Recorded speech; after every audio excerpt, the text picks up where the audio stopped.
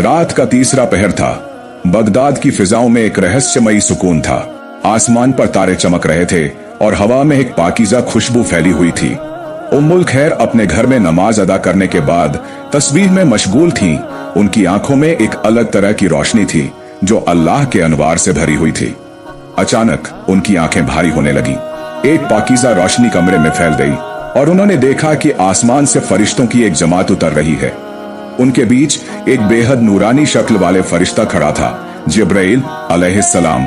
उन्होंने अपनी गहरी और मुतमिन आवाज में कहा, ए उम्मुल खैर, तेरा मुकद्दर बुलंद होने वाला है। तेरी कोख से एक ऐसा बच्चा पैदा होगा जिसकी जिह्वा पर अल्लाह का जिक्र होगा, जिसकी नजर से गुनहगार तौबा कर लेंगे और जिसकी दुआ से मुर्दा भी जिंदा हो जाएगा। उम्मुल खैर यह सुनकर हैरत में पड़ गईं। उनकी आंखों से आंसू बहने लगे और उन्होंने दोनों हाथ उठाकर कहा, ए मेरे रब, क्या मैं इतनी काबिल हूं कि तू मुझे इतनी बड़ी नेमत अता करेगा? फरिश्तों ने मुस्कुराकर कहा, ए उम्मुल खैर, यह बच्चा तुझसे पैदा होगा, लेकिन उसकी परवरिश खुद अल्लाह करेगा। इतना कहकर फरिश्ते आसमान की तरफ लौट गए और उम्मुल खैर की आंखें खुल गईं। उनके दिल में एक अजीब सुकून था, लेकिन वह रात बहुत अजीब थी। बगदाद में एक नूरानी चमक महसूस की जा रही थी। उम्मुल खैर को अचानक महसूस हुआ कि उनके घर के आसपास एक पाकीज़ा रोशनी फैल रही है। तभी आधी रात को उन्होंने एक प्यारे और रोशन चेहरे वाले बच्चे को जन्म दिया। उस बच्चे के चेहरे से नूर टपक रहा था। वह कोई आम बच्चा नहीं था, वह हजरत अब्दुल कादिर जीलानी रहमतुल्लाह अलैहि थे। लेकिन यहाँ एक करिश्मा हुआ। जब बाकी बच्चे पैदा होते थे तो वे रोते थे, मगर जब हजरत अब्दुल कादिर जीलानी पैदा हुए तो उनकी जिह्वा से पहला लफ्ज निकला, अल्लाहु अकबर, ला इलाहा इल्लल्लाह। उम्मुल खैर और उनके रिश्तेदार यह देखकर दंग रह गए। यह पहली निशानी थी कि यह बच्चा अल्लाह का खास वली बनने वाला था। अगले ही दिन उम्मुल खैर ने देखा कि उनका बच्चा दिन के वक्त दूध नहीं पी रहा था। उन्होंने घबराकर अपने पड़ोस की औरतों को बुलाया और कहा, मेरा बेटा कुछ खा पी नहीं रहा। तभी एक बूढ़ी औरत ने कहा, आज रमजान का पहला दिन है, क्या मुमकिन है कि यह बच्चा रोजेदार हो? सब ये सुनकर चौंक गए। एक नवजात बच्चा रोजा कैसे रख सकता है? लेकिन जब चांद निकला और अफ्तार का वक्त आया, तब जाकर बच्चे ने दूध पिया। यह अल्लाह की दूसरी निशानी थी कि यह बच्चा कोई मामूली इंसान नहीं, बल्कि कुदरत का करिश्मा था। जब हजरत अब्दुल कादिर जीलानी 4 साल के हुए तो उनके अंदर अजीब ताकतें नजर आने लगी। वह मस्जिद में बैठकर घंटों तक तिलावत करते। एक दिन वह अपने दोस्तों के साथ खेतों में खेल रहे थे। तभी एक बड़ा सांप उनके सामने आ गया। बच्चे डरकर भाग गए, लेकिन हजरत अब्दुल कादिर जीलानी अपनी जगह से नहीं हिले। उन्होंने सिर्फ सांप की तरफ देखा और अचानक सांप थरथराने लगा। कुछ ही पल में वह मरकर गिर पड़ा। बच्चों ने यह देखकर शोर मचा दिया। लोगों ने कहा, यह लड़का तो बहुत अजीब है, इसकी नजर में कोई ताकत है। एक रात उम्मुल खैर ने देखा कि उनका बेटा अपनी चारपाई से गायब था। वह घबराकर घर के हर कोने में देखने लगी, लेकिन कहीं कोई निशान नहीं मिला। अचानक उन्होंने मस्जिद के पास से हल्की रोशनी आते देखी। जब वह वहां पहुंची तो उन्होंने देखा कि उनका बेटा सजदे में पड़ा हुआ था और उसके चारों ओर फरिश्तों का एक हुजूम था। उन्होंने जिब्राइल अलैहिस्सलाम को यह कहते सुना, ए अब्दुल कादिर, तुझे अल्लाह ने अपनी राह के लिए चुन लिया है। अब तुझे दुनिया की नहीं बल्कि रूहानी ताकतों की परवाह करनी होगी। उम्मुल खैर ने यह सुना और उनका दिल सुकून से भर गया। उन्हें अब यकीन हो गया था कि उनका बेटा इस दुनिया के लिए नहीं बल्कि अल्लाह की रहमतों को फैलाने के लिए आया है। बगदाद की रातें अक्सर हल्की हल्की हवा से महकती थीं, मगर उस रात कुछ अलग था। आसमान के सितारे भी जैसे किसी रहस्य को छुपाए हुए थे। सूफी, फकीर और इबादत करने वाले लोग इस वक्त तहज्जुद में मशगूल होते, लेकिन दूर कहीं गुनाहों की गहरी खाई में लिपटे हुए लोग भी थे। उनकी रातें शराब, खून और लूटमार से भरी होती। अल्लाह के फरिश्ते आसमान से ये सब देख रहे थे। जिब्राइल अलैहिस्सलाम फरमाइश कर रहे थे, ए अल्लाह, यह तेरा वली आज तुझ पर भरोसे की सबसे बड़ी परीक्षा से गुजरेगा। अल्लाह ने फरमाया, वह मेरा वली है, उसे सिर्फ मेरी मदद की जरूरत है। देखो कैसे वह गुनाहगारों के दिल बदलता है। रात के सन्नाटे में हल्की हवा बह रही थी। बगदाद की सरजमीन दूर थी, लेकिन आंखों में एक नया जहान बसाए। हजरत अब्दुल कादिर जिलानी अपनी माँ के आंगन में खड़े थे। उनकी माँ की आंखों में आंसू थे, लेकिन उनमें यकीन और दुआओं की रोशनी झलक रही। उनकी माँ उन्हें बगदाद भेज रही थी इल्म हासिल करने के लिए। उनकी माँ ने कहा, बेटे, ये 40 अशरफियां तुम्हारी अमानत हैं। इन्हें अपने कुर्ते की बाह में सी लिया है। लेकिन याद रखना, कभी झूठ मत बोलना, सच का दामन कभी मत छोड़ना, चाहे कैसी भी मुश्किल क्यों ना आ जाए। हजरत अब्दुल कादिर जिलानी ने सिर झुका लिया और अपनी माँ के हाथों को चूमकर सफर के लिए निकल पड़े। उनका काफिला बगदाद की तरफ रवाना हुआ, जहां उन्हें इल्म हासिल करना था। मगर इस सफर में जो कुछ होने वाला था उसका अंदाजा किसी को नहीं था। 3 दिन की मुसाफिर के बाद काफिला एक घने जंगल में दाखिल हुआ। यह जंगल रहस्यमयी था। ऊंचे ऊंचे दरख्त, दूर दूर तक फैली घास और हर तरफ अजीब सी खामोशी थी। रात के अंधेरे में झींगुरों की आवाज और दूर कहीं भेड़ियों की गुर्राहट सुनाई दे रही थी। काफिला आगे बढ़ता गया, लेकिन काफिले के सरदार के चेहरे पर बेचैनी थी। वह बार बार पीछे देखता और घोड़े की चाल तेज करता। यह जंगल महफूज नहीं है, यहाँ कई काफिलों को लूटा जा चुका है, हमें जल्दी यहाँ से निकलना होगा। मगर काफिला आगे बढ़ता, उससे पहले ही चारों तरफ से साया से चलते हुए घुड़सवार नजर आने लगे। अचानक घोड़ों की टापों की आवाज तेज हो गई। झाड़ियों में कुछ सरसराया और फिर एक कड़कती आवाज गूंजी, कोई हिलेगा नहीं, अपने हथियार जमीन पर डाल दो। काफिले के मुसाफिर से हट गए। हवा में तलवारें चमक उठी। करीब 15-20 नकाबपोश डाकू, उनके हाथों में तेज तलवारें और कमर में खंजर लटके हुए थे। सब कुछ एक पल में बदल गया। डाकू काफिले पर टूट पड़े। उन्होंने व्यापारियों की थैलियां छीन ली, गाड़ियों से सामान गिरने लगे। सारे लोगों की चीखें गूंज उठी। एक लंबा चौड़ा आदमी, जिसकी आंखों में वहशियत थी, हजरत अब्दुल कादिर जिलानी के पास आया। उसने एक खंजर निकाला और गुर्राया, लड़के तुम्हारे पास क्या है? हजरत अब्दुल कादिर जिलानी ने निडर होकर कहा, मेरी माँ ने 40 अशर्फियां मेरी कुर्ते की बाह में सिलकर रखी हैं। डाकू चौंक गया। उसके लिए यह जवाब अजीब था। कोई भी इस तरह सच नहीं बोलता, खासकर जब लुटने का डर हो। वह दौड़कर अपने सरदार के पास पहुंचा और पूरी बात बताई। डाकुओं का सरदार एक ताकतवर आदमी था, जिसकी आंखों में चालाकी और गुरूर झलकता था। उसने हजरत अब्दुल कादिर जिलानी को अपने सामने बुलाया। सरदार ने हैरानी से कहा, बच्चे, तुम्हें डर नहीं लगा कि हम तुम्हारा माल छीन लेंगे? फिर तुमने सच क्यों बोला? हजरत अब्दुल कादिर जिलानी ने फरमाया, मेरी माँ ने मुझे कभी झूठ न बोलने की नसीहत की थी, इसलिए मैं झूठ नहीं बोल सकता। डाकू का दिल कांप उठा और उसने अपने साथियों से कहा, अगर इतना छोटा बच्चा अपनी माँ की बात का इतना पाबंद है, तो हम अल्लाह की नाफरमानी क्यों कर रहे हैं? डाकुओं के सरदार ने कहा, अगर कोई शख्स बहुत बड़े गुनाह कर चुका हो, क्या अल्लाह उसे माफ कर सकता है? हजरत अब्दुल कादिर जिलानी मुस्कुराए और फरमाया, अल्लाह की रहमत उसके गुस्से से ज्यादा बड़ी है। अगर कोई दिल से तौबा कर ले तो अल्लाह उसके गुनाहों को नेकियों में बदल देता है। यह सुनकर सरदार का दिल पिघल गया। फिर सरदार ने कांपते लहजे में कहा, अगर मैं अपने गुनाह छोड़ दूं तो क्या अल्लाह मेरी तकदीर बदल देगा? बिल्कुल। अल्लाह फरमाता है कि जब कोई तौबा करता है तो वह ऐसे पाक हो जाता है जैसे कोई नवजात बच्चा। सरदार की आंखों से आंसू गिरने लगे। यह पहली बार था जब उसने अपने गुनाहों पर रोया था। फिर उसने एक ऐसा फैसला किया जिसने उसकी पूरी जिंदगी बदल गए। मैंने सारी जिंदगी गुनाह किए। मैंने लोगों का हक मारा, मासूमों को सताया और हर वो काम किया जो अल्लाह को नापसंद है। लेकिन आज मैंने फैसला किया है कि मैं अब तौबा करता हूँ। डाकुओं के लिए यह सब देखकर अजीब था। उनका सरदार, जो एक जमाने में सबको मौत के घाट उतार देता था, आज रो रहा था, अपने गुनाहों पर शर्मिंदा हो रहा था। कुछ डाकू हंसने लगे, कुछ ने गुस्से से तलवारें निकाल ली। अल्लाह की कुदरत का जलवा। जंगल में तेज हवा चली, आसमान पर एक काली घटा छा गई और फिर ऐसा लगा जैसे जमीन हल्की सी कांप गई हो।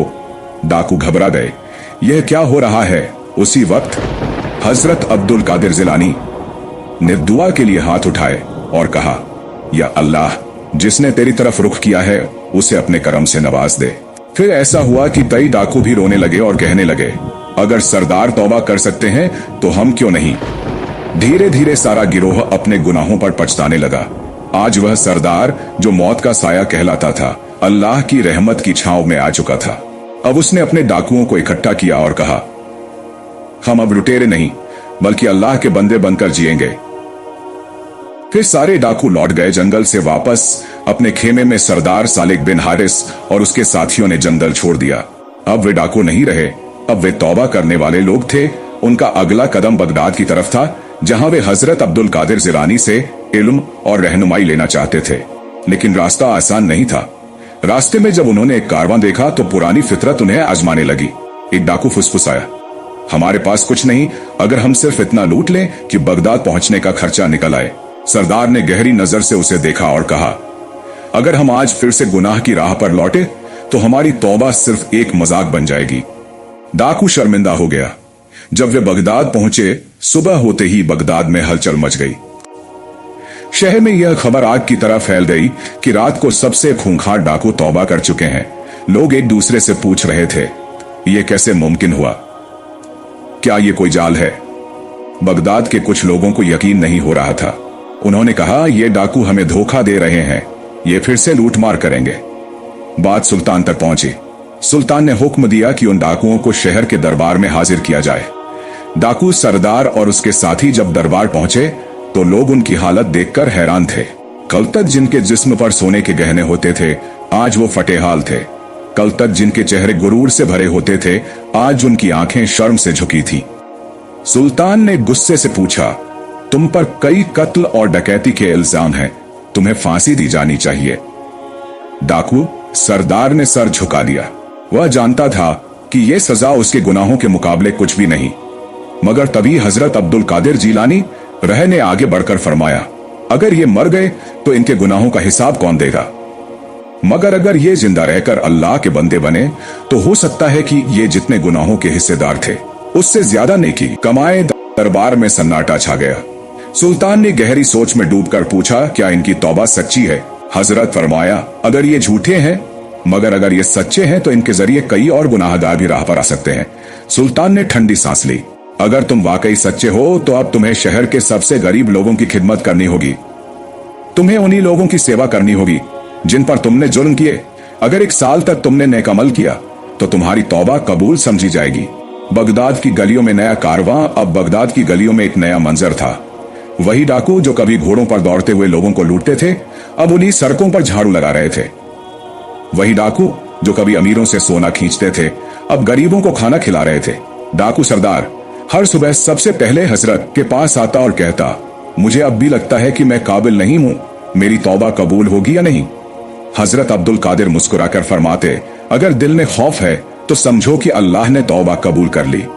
गुनहगार वो नहीं होता जो गुनाह करे, बल्कि वो होता है जो गुनाह करे, बल्कि वो होता है जो गुनाह करके भी। मगर एक रात एक और इम्तिहान अभी पूरा नहीं हुआ था। एक रात जब वह शहर की एक तंग गली में गरीबों को खाना बांट रहा था तो अचानक उसके सामने एक परछाई आई। यह परछाई कोई और नहीं बल्कि उसका पुराना साथी था, वह साथी जिसने तौबा नहीं की थी। तू हमें छोड़कर यहाँ क्या कर रहा है? उसने सरदार की तरफ देखा। सरदार ने कहा, मैं अब लुटेरा नहीं रहा, मैं अल्लाह का बंदा बन गया हूँ।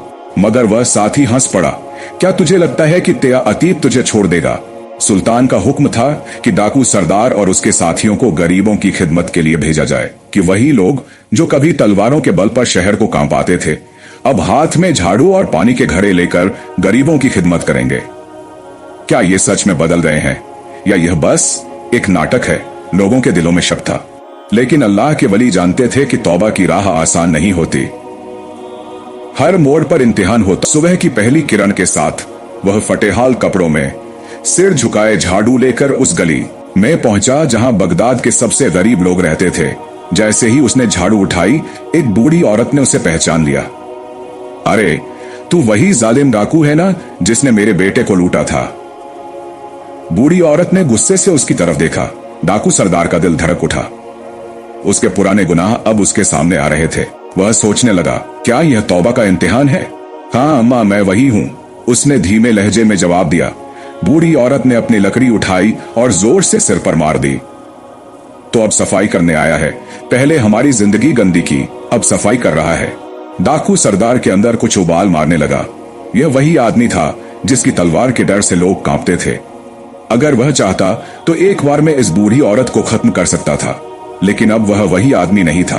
उसने चुपचाप सिर झुका दिया और सफाई करता रहा। बूढ़ी औरत को यकीन नहीं हुआ, क्या सच में बदल गया है?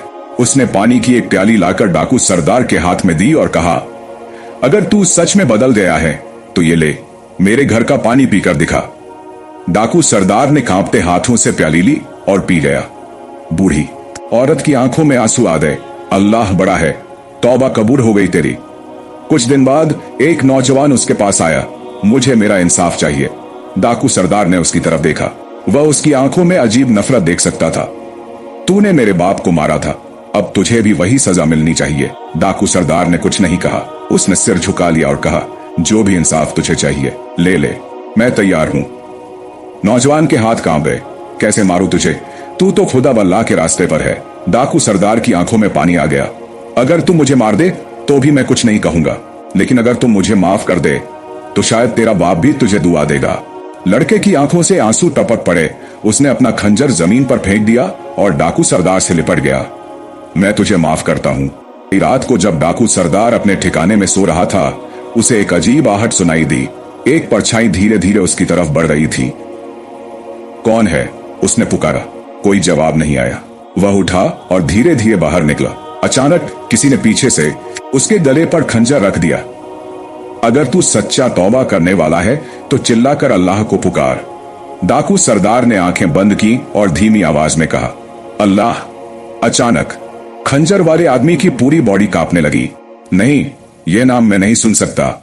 डाकू सरदार ने देखा, वह कोई इंसान नहीं था। उसकी आंखों से लाल शरारे निकल रहे थे। तूने हमारे कई लोगों को अल्लाह के रास्ते पर भेज दिया, अब हम तुझे मार देंगे। डाकू सरदार को समझ आ गया, यह कोई आम इंसान नहीं बल्कि एक जिन्न था। अगर तेरा बस चलता तो तू मुझे कब का मार चुका होता, लेकिन मेरा रब मुझे बचाएगा। डाकू सरदार ने जोर से कहा, ला हौला वला कुव्वता इल्ला बिल्लाह। अचानक वह जिन्न जमीन पर गिर पड़ा और गायब हो गया। लोगों के दिलों में अब उसके लिए डर नहीं बल्कि मोहब्बत थी। अब बगदाद की गलियों में एक औरत कहती थी, वो जिसने मेरा घर जलाया था आज मेरी झोपड़ी बना रहा है। एक बच्चा कहता था, माँ क्या ये वही आदमी है जो हमें डराता था? और माँ जवाब देती थी, नहीं बेटे, अब ये हमें अल्लाह के करीब ले जाने वाला है। डाकू सरदार की तौबा का सफर जारी था। अब लोग उसे एक नेक इंसान के तौर देखने लगे थे, लेकिन यह बदलाव सबको मंजूर नहीं था। बगदाद के कुछ लोग जिनकी कमाई जुल्म और लूटमार से होती थी, इस बदलाव से खुश नहीं थे। अगर यह सच में नेक बन गया तो हमारे सारे राज खुल सकते हैं। इसका जिंदा रहना हमारे लिए खतरा है। और फिर उन्होंने एक खतरनाक साजिश रचनी शुरू कर दी। रात की साजिश। जब दुश्मन आए एक रात, जब डाकू सरदार गरीबों की मदद के बाद अपने ठिकाने पर लौट रहा था, उसे महसूस हुआ कि कोई उसका पीछा कर रहा है। गली में घुप अंधेरा था, हवा में अजीब सा सन्नाटा था। तभी अचानक 4 नकाबपोश लोगों ने उसे घेर लिया। अब तेरा खेल खत्म। उनमें से एक ने कहा।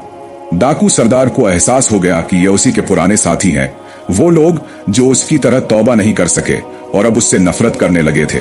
मुझे मारकर क्या पाओगे? उसने हल्की आवाज में कहा, हमारा डर कायम रहेगा। उनमें से एक ने खंजर निकाल लिया, लेकिन तभी अचानक रोशनी का एक झोंका आया। जैसे ही नकाबपोश हमला करने वाले थे, अचानक उन सबकी आंखें चौंधिया गईं। एक अजीब सी रोशनी उनके सामने चमक उठी। उनकी आंखें इतनी कमजोर पड़ गई कि वे अपनी तलवारें भी नहीं देख पा रहे थे। डाकू सरदार ने जैसे ही ऊपर देखा, उसने देखा कि एक सफेद नूरानी शक्ल हवा में तैर रही थी। ये क्या है? नकाबपोश कांपने लगे। फिर एक गूंजती हुई आवाज आई, जिसे अल्लाह बचाना चाहे उसे कोई नहीं मार सकता।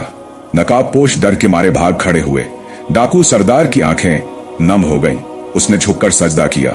सुल्तान का आखिरी फैसला। अगले दिन बगदाद के सुल्तान ने उसे अपने दरबार में बुलाया। अब बताओ, क्या तुम सच में बदल चुके हो? सुल्तान ने कड़े लहजे में पूछा। डाकू सरदार ने नरमी से कहा, मैं अब वो नहीं रहा जो पहले था। अगर मेरी मौत भी हो जाए तब भी मैं नेकी के रास्ते से नहीं हटूंगा। सुल्तान कुछ देर तक सोचते रहे, फिर उन्होंने ऐलान किया, आज से तुम बगदाद के सबसे गरीब इलाकों के जिम्मेदार हो। तुम्हें अब उन लोगों की मदद करनी होगी जिनके पास कोई सहारा नहीं है। डाकू सरदार ने सिर झुका लिया और कहा, जो अल्लाह को मंजूर वही मुझे मंजूर। डाकू सरदार अब बगदाद के गरीबों की जिम्मेदारी संभाल रहा था। एक रात जब वह गरीबों में खाना बांट रहा था, अचानक एक औरत उसके पास दौड़ती हुई आई। मेरी मदद करो। वह औरत बुरी तरह कांप रही थी। सुल्तान के कुछ गार्ड्स मेरे छोटे बेटे को पकड़ कर ले गए हैं। उन्होंने कहा कि अगर मैंने पैसा नहीं दिया तो वे उसे मार देंगे। डाकू सरदार का खून खौल उठा। किसने दिया था हुक्म? वजीर के खास आदमी ने। डाकू सरदार समझ गया, यह वही लोग हैं जो उसे नाकाम करना चाहते हैं। मैं खुद जाऊंगा, उसने कहा। रात के अंधेरे में वह अकेले महल की तरफ बढ़ा। जब वह महल के पास पहुंचा तो गार्ड्स ने उसे रोक लिया। तुम यहां क्या कर रहे हो? मैं एक मजलूम की मदद करने आया हूं। गार्ड्स हंस पड़े। अभी कल तक तू खुद डाकू था और आज मजलूम की मदद करने आया है। डाकू सरदार ने गहरी सांस ली। मैं अब वही नहीं हूं। वह सीधा सुल्तान के पास पहुंचा और पूरी बात बताई। सुल्तान ने गुस्से से अपने वजीर को बुलाया। अगर यह सच है तो तुम्हें इसकी सजा मिलेगी। जब इंसाफ हुआ, सुल्तान ने तुरंत हुक्म दिया कि बच्चे को छोड़ा जाए और उस गार्ड को गिरफ्तार किया जाए जिसने रिश्वत मांगी थी। डाकू सरदार ने जब वह बच्चा उसकी मां को सौंपा तो पहली बार उसकी आंखों में खुशी के आंसू थे। वह सोचने लगा, कभी मैं भी ऐसे ही मजलूमों को सताया करता था। अल्लाह का शुक्र है कि उसने मुझे बदल दिया। दोस्तों, इसका अगला पार्ट देखने के लिए कमेंट करें, चैनल को सब्सक्राइब और वीडियो को लाइक जरूर करें।